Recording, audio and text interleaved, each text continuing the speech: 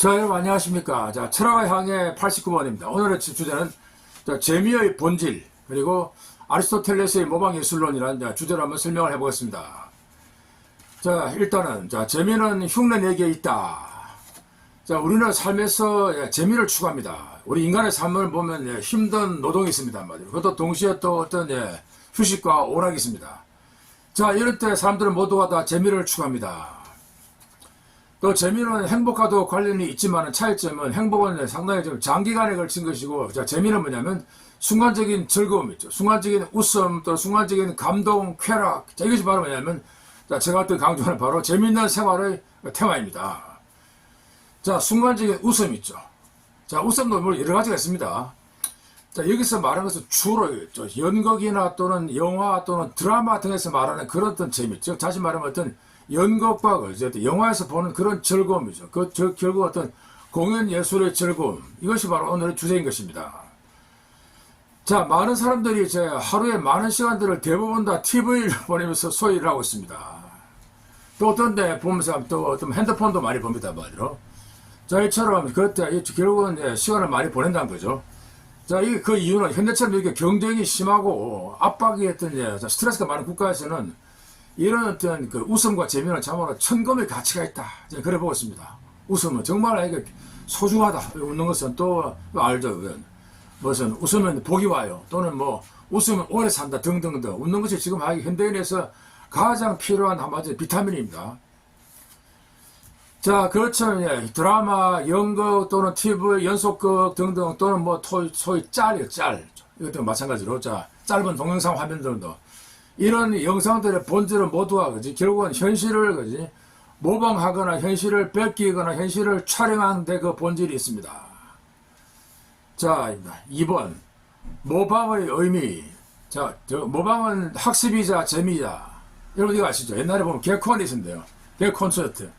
그거 보시면 그때 생활 사투리라고 여러가지 팔도 사투리 갖다 흉내내는 그런 거, 사투리 흉내내는 거. 이거 보면 그때 김시덕이라는 그런 코미디언 얘기입니다. 사랑합니다를 갖다 어떻게 하냐. 경상도 말로. 그러니까 내 알을 놔도. 자, 그렇게 했죠. 또는 뭐 때 보면 또 다른 사람들은 대화가 필요한 코너에서 보시면요. 평소에 말할 때 부부끼리 대화를 안 합니다. 특히 어떤 특정 지방을 갖다 지금 묘사하는데요. 저도 그 지방이지만은. 제가 그래서 이 지방 사람들은 뭐냐면 남자가 한마디로 과묵하다는 거죠. 그래서 그걸 표시하기, 재밌게 하기 위해서 딱 3마디 한다, 하루에. 제가 뭐냐면, 아는, 묵차, 차자. 이게 뭐냐면, 경상도 지방 가장이 하는 바로 3마디 멘트라는 거죠. 이처럼 어떤 재밌게 표현함으로써 많은 웃음과 어떤 즐거움을 선사했습니다. 자, 이처럼 아리스토텔레스는 그 시학 책에서 예술의 본질은 모방이다라고 규정했습니다. 자, 그거 중요한 내용입니다. 1번. 자, 인간만이 모방한다. 모방은 인간의 본능이다. 그리고 이번에 모방과 흉내내기는 그렇죠. 자, 본능이고, 3번째, 모방에서 즐거움을 느낀다. 이거 중요한 거죠. 방점. 모방에서 뭐냐? 우리는 즐거움을 찾습니다. 4번째, 모방은 흉내내는 것은 바로 일종의 학습이요, 인식이다. 따라서 우리 모든 사람들을 보면 거기다가 어린 시절부터 결국은 따라하기겠죠. 흉내내기 함으로써 결국은 인생을 갖다 배워나갑니다. 여러 가지 모든 거겠죠. 자, 따라서 학습이요, 인식 과정이다. 거죠. 자, 5번째, 예술은 모방이다. 자, 이게 어떤 아리스토텔레스의 어떤 그 시학에 있는 5가지 모방에 대한 명제입니다. 중요한 어떤 그 문장들입니다. 자, 이런 이유 때문에 우리는 보통은 있죠. 더러운 것 또는 끔찍한 것 또 역겨운 거 이런 거 좀 문제가. 자, 그런 것도 모방한 것도 사진 찍고 촬영하면 좀 멋있게 보이는 거죠. 즐겁다는 거죠. 자, 그런 사진이나 어떤 거죠. 그림을 볼 때는 도리어 만족을 줍니다. 예를 들어서 뭐였죠. 피를 흘린다. 한 대 맞아가지고 또 칼에 찔려가지고 진짜 끔찍한 장면인데 그걸 촬영을 쫙 해놓으면 와, 멋있다 이거지. 또 이거 죽어가는 환자들 있죠. 문제가 신음하고 고통. 근데 그걸 또 드라마로 하면 사람들이 전부 다 하면서 안타깝다는 느낌을 또 그때 그런 어떤 카타르시스 있죠. 문제가 슬프다. 안 됐다. 비참하다. 어떤 도리어 그걸 보면서 우리는 도리어 같이 공감도 하고 만족도 하고 도리어 쾌감을 줍니다. 말이로. 또 심지어 있죠. 시체 또는 사체 있죠. 동물의 사체도. 한마디로 정말 더러운 건데 또 잘 찍어지 사진 찍고 해놓으면 또 그럴싸하게 보인다는 거죠. 또 다른 얘기 있죠. 흔히 이제 악당들 있죠. 조폭들. 얼마나 지금 살벌하냐고, 솔직히. 조폭들이. 그 말투 있죠. 깡패들 말투. 근데 문제는 드라마를 보자는 거죠. 조폭들이 말투 있죠. 야, 멋있다는 거지, 문제가. 또는 또, 폭력 드라마였죠. 요즘 뭐 이런 문제가 지금 드라마의 80%가 지금 다 그 폭력이 폭력. 그리고 또 최근에 있죠. 핸드폰 게임들, PC 게임. 80%가 전부 다 이게 지금 폭력 게임입니다. 슈팅 게임 아시죠? 막 칼로 찌르고 총 쏘고 다 그거예요. 거의 모든 게. 이게 지금 너무 심해서 지금 사회적으로 큰 문제가 되긴 합니다만. 저도 하여간 한 달 전에 영화를 봤습니다. 존 윅 4라고. 그 영화도 보시면 진짜 잔인하게 짝이 없다는 거죠. 정말. 살벌합니다. 한마디로. 또, 그렇다고 또 재밌는 거 있죠. 야, 그러면서도 막 숨지고 어찌고 하면서도, 아, 이렇구나. 또 최근에는 마동석 주연을 봤습니다. 범죄도시 4. 이것도 보면 시종일관 한마디 폭력이야. 팍 치고. 그거 빼면 영화 지금 남는 거 없습니다. 한마디. 거의 다 80%가 지금 때리는 장면이 있죠. 부시고. 또 우리 볼 때 있지. 야, 통쾌하다. 한 방에 날아가는구나. 그렇죠. 통쾌감, 박력, 이런 거죠. 시원하다. 결국은 또 이제 쾌감을 줍니다. 만족을 준다는 거죠. 그게 뭐냐면, 모방하는 과정에서 도리어 어떤 즐거움과 예술적인 쾌락을 준다는 것이 바로 아리스토텔레스의 어떤 시학에서 어떤 모방 예술론의 핵심이자 골자입니다. 자, 세 번째죠. 창조 예술론. 자, 이런 이제 모방 예술론이 지금 뭐냐면, 오랜 시간 동안 그 2000년 이상을 서구했던 드라마를 갖다 지배했습니다. 그래서 그거 지금 법칙인데요. 그렇게 하다가 드디어 18세기 와서는 낭만주의 시대와 더불어서 약간 이게 좀 기본적인 패러다임이 바뀝니다. 한마디로. 자, 그때는 모방보다는 예술의 창조성이 도리어 각광을 받기 시작한다는 거죠. 또 예술 창조에서 가지고 개인의 능력을 강조합니다. 또 드립니다. 천재 미학이라고 해요. 천재들이 예술을 창조한다는 겁니다. 또 도리어 예술은 다시 말하면 자, 천재들의 영혼의 반영이다 또는 정신의 표현입니다. 정반대죠. 모방 같으면 현실을 리얼리티를 복사하는 것이다. 정반대로 표현은 뭐냐면 아니라 도리어 안에 있는 것들을 밖으로 뭐냐면 포출해서 작품화 시킨다. 정반대로 간다는 거죠. 저 뭐냐면 모방예술, 창조예술.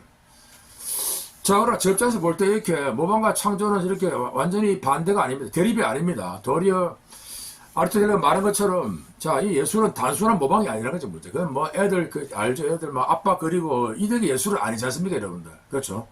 도리어 그냥 모방에서도 어떤 기법이 중요합니다. 저 테크닉이 중요하다는 거죠. 또는 어떤 표현 양식 같은 거. 여기서 바로 그러니까 개인의 차이가 지금 하늘과 땅 차이가 있죠. 그런 막 콜리기 애들이 그린 그림 있지 뭐 기안 8사하고 몽골 티베트에서 그런 유치한 그림 이거 하고 자 뭐 피카소가 그린 그림 있죠. 또는 막 다빈치가 그린 어머니 모습 이거는 지금 말 돈으로 살 수 없는 거예요. 같은 어머니지만 완전 다른 거죠.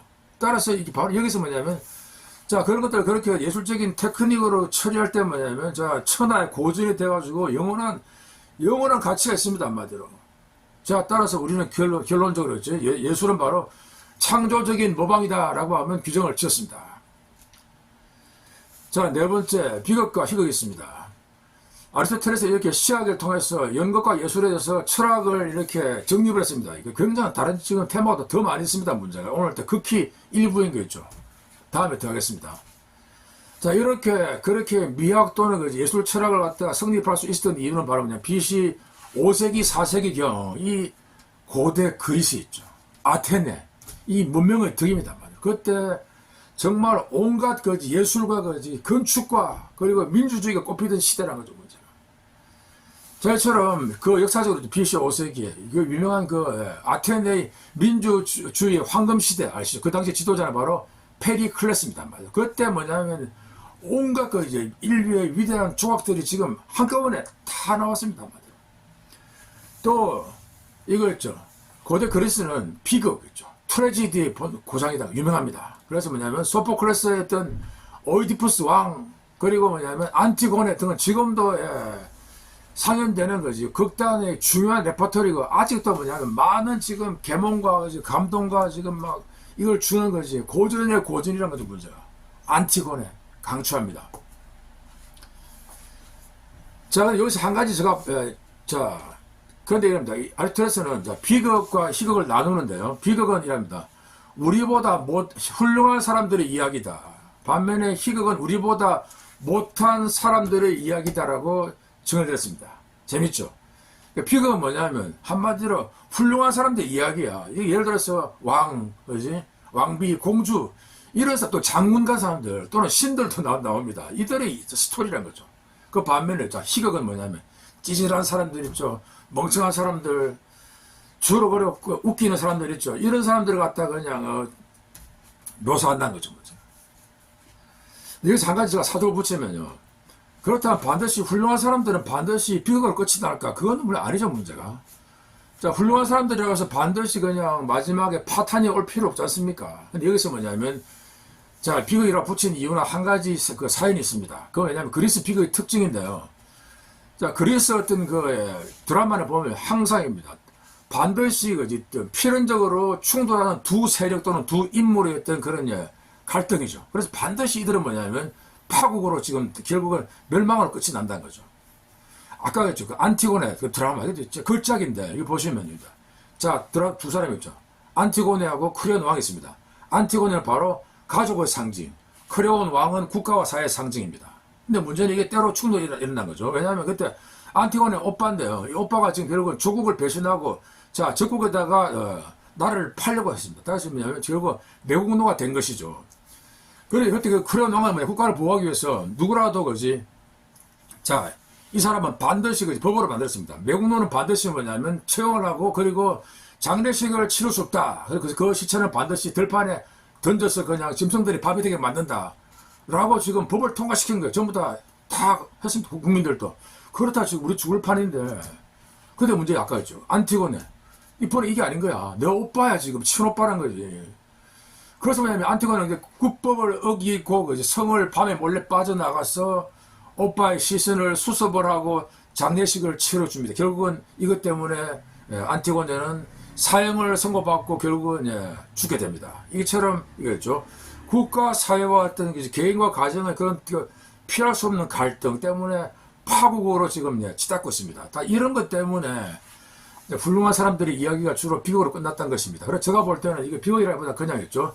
어떤 진지한 드라마다 웃기는 그런 이야기가 아니라 어떤 인간들의 심오한 드라마를 그냥 이거 실제로 뭐냐면 비극이라기보다 그냥 정극이라고 하는 것이 옳다라고 봅니다. 정극입니다. 한마디로. 자, 다섯 번째 테마였죠. 희곡의 기원, 연극의 기원입니다. 아리스토텔레스에 따르면 비극의 기원은 디투람시의 전주, 즉 주신인 바크스입니다. 바카스 또는 히랍어로 디오니소스에 바치는 노래에서 나온다. 그 반면에 희극은 코미디는 팔러스곡, 즉 남건 찬가의 전주에서 기인한다라고 합니다. 그렇죠? 재밌죠? 자, 여기서 약간 비극의 기원은 바로 뭐냐면 아까 디오니소스 축제에서 온다는 거죠. 디오니소스를 아죠. 아시는 거죠. 바카스 술의 신입니다. 주신이죠. 포도주의 신인데요. 그때 이제 이게 그 당시 BC 5세기 이런 행사가 있었다는 거죠. 이벤트인데. 자, 여러분, 바카스 그 축제는 뭐냐면 이거예요. 사람들이 전부 다 술이 만땅이 돼가지고 그냥 막 다 돌아다니는 거예요. 그러면서 뭐냐면 자, 그 지팡이를 가지고 땅을 치면서 치고 그냥 돌아다닌다는 거죠. 그 되게 재밌는 거예요, 이게. 근데 또 한 가지 규칙이 뭐냐면 절대로 아무도 술에 안 취하면 안 된다. 술 안 취한 사람은 아웃시킵니다. 그러니까 모두가 다 술에 쩔어서 뭐냐면 돌아다니면서 땅을 치고 포도주 마시고 하는 그런 엄청난 축제. 이게 당시에 하도 인기 있어가지고 돈도 참가비도 지금 엄청 냈습니다. 다들 막 저요 너무 재밌으니까 술 취해가지고. 자, 그런 어떤 그 축제 행사에서 어떤 나오는 것이 바로 뭐냐면 비극의 출발입니다. 또 그 반면에 있죠. 아까 희극은 바로 있죠. 팔루스국 저입니다. 남건 알죠. 남자의 성기 숭배라는 그런 지금 행사였습니다. 의식이 있습니다. 자, 이런 그 남건 참가했죠. 와, 남자의 그 시기는 좀 훌륭하다. 이런 지금 좀 이상한 좀. 자, 그런 남건을 찬가를 부를 때 거기서 뭐냐면 곁들여서 불렀던 것이 바로 비극이라는 거죠. 코미디, 웃기는 것입니다.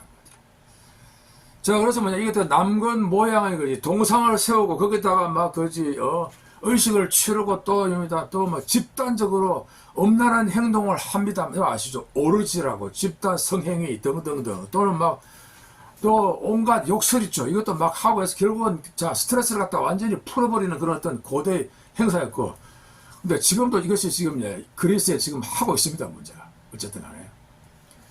자, 그래서 마지막에 5번 이건데 제가 볼 때 희극, 코미디죠. 코미디는 뭐냐면 저 입장에서는 민주주의 발전과 밀접한 관련이 있다고 보고 있습니다. 물론 아리스토텔레스가 말하고 있지만은 자, 그 당시에 보면 어떤 도시국가 중에서 메가라라고 하는 국가가 있었습니다. 메가라에서 보면 폭군이 있었는데요. 이 너무 힘들어서 국민들이 결국은 폭군을 갖다가 완전히 쓰러뜨렸다는 거죠. 그리고 다시 뭐냐면 민주주의를 회복했습니다. 그러니까 기념으로 국민들이 그때 그런 거지 폭정을 갖다가 무너뜨린 기념으로 저 희극 거죠. 코미디를 갖다가 개최를 시작했고 거기서부터 뭐냐면 메가라에서 코미디가 나온다는 학설이 있다라고 아리스토텔레스가 우리한테 전해주고 있습니다. 이처럼 자, 이처럼 왜 그 이유는 있죠. 민주주의는 기본적으로 있죠. 저 왕들 있죠. 이런 사람들 풍자하고 또 대통령도 막 웃기고 그 필요하지 않습니까? 한마디로 왕들 또는 부자들도 한 번씩 막 흉보고 이게 사는 재미라는 것이 문제가. 자, 이처럼 결국은 풍자와 해학과 그리고 어떤 조소 또는 웃음을 통해서 도리어 사회를 갖다 건전하게 만들어 나가기 때문에 이 어떤 코미디의 어떤 정치적인 역할이 있다고 저는 보고 있습니다. 여러분 감사합니다.